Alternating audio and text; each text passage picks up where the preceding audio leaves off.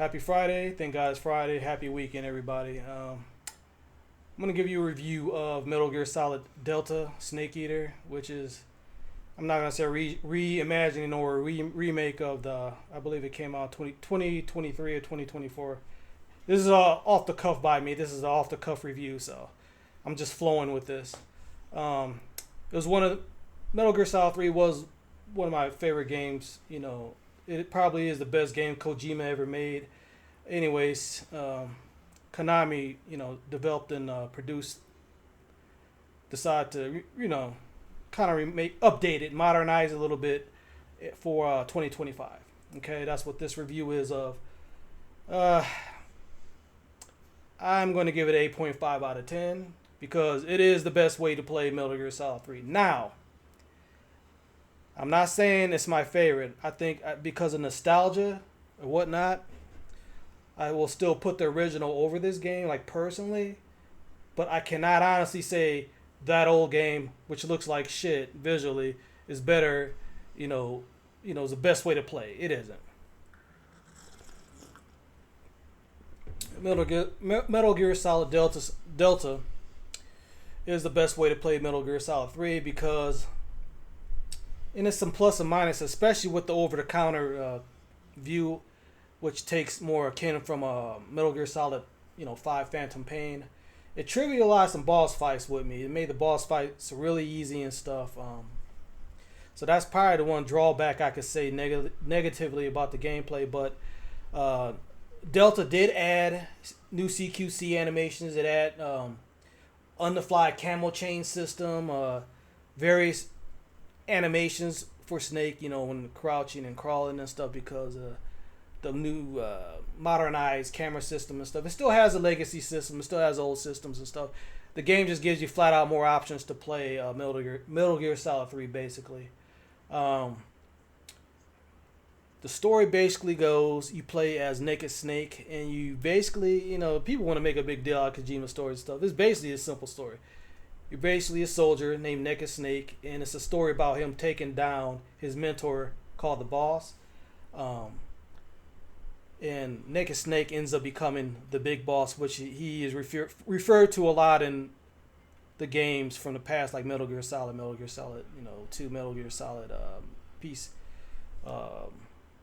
Metal Gear Solid 4. And the story is basically that. And you also got to stop a walking nuclear warhead machine that could launch nuclear warheads called a Shagohoth. You got to stop that. So that's basically the story of it, okay? It takes place in, I believe, the Cold War, during those years in Russia, USA, and China. The Cold War years and stuff. There's a lot of espionage. It has some spy elements to it with characters and stuff. But yeah, the story basically is that. It's pretty simple. I gotta say, I still have this game still has a humor. I was laughing during cutscenes, especially with Ocelot. As far as the cutscenes, as far as the gameplay, enemy placements, it's all 1-to-1 from the original game. Okay, so this is not a true remake. It's a modernized version of the old game, basically, with truly updated graphics. The visuals, by the way, do look really good. It's one of the better looking games. I played this on a PlayStation 5.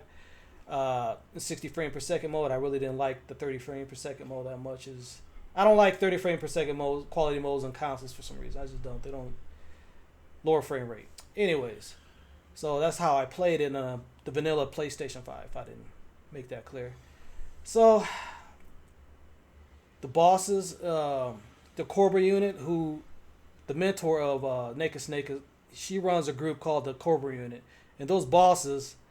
The boss fights, because I did play this game in the modernized over-the-shoulder third-person view, it kind of trivializes those boss fights, like I said earlier. So kind of, but the humor is there, the visuals are there, the sound design is there, but the overall gameplay did trivialize the boss fight. Like the end, for example. I remember when I first played it back in 2003, 2004, whatever, or 2004, I think.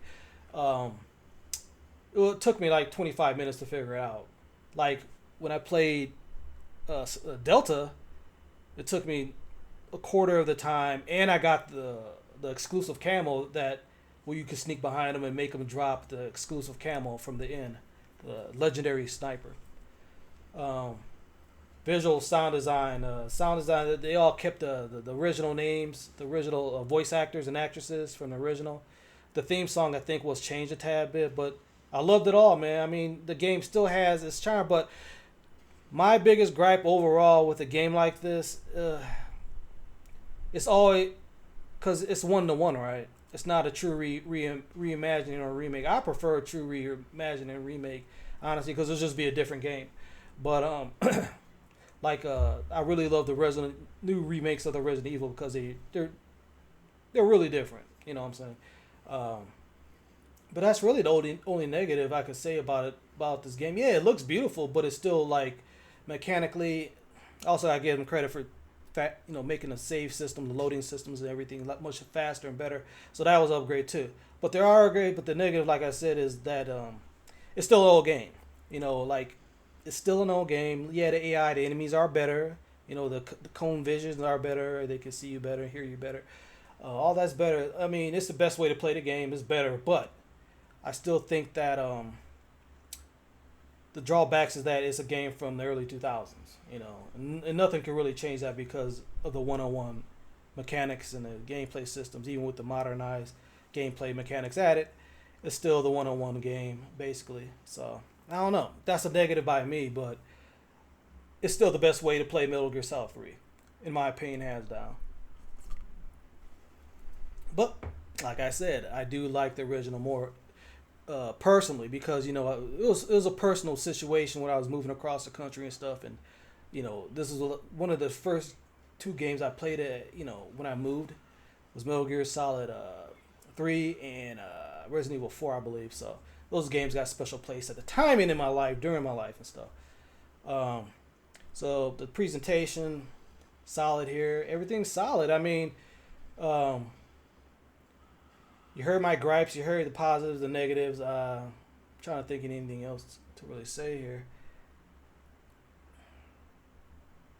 Lots of unlocks, right? Like this game is a type of game where you could play it.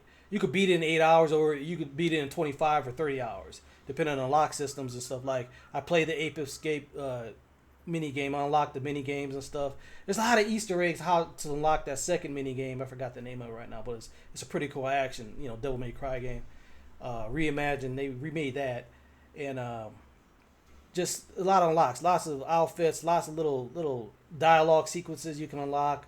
It's a type of game where you might have to play 2-3 times to like it, really experience everything in it. It's not a one and go pretty much playthrough where you can see everything. So that's cool. But yeah, to me, Konami did a great job updating,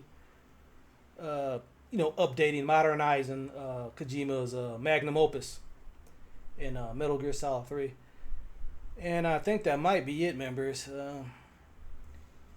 And this is your video. I'm not going to make a review for my website or nothing like that. This is just for you guys and gals and stuff. So that's about it. I think that's it for Metal Gear Solid Delta Snake Eater. It's an 8.5 out of 10. It is the best way to play Metal Gear Solid 3, in my opinion. So thanks. That's about it. Peace.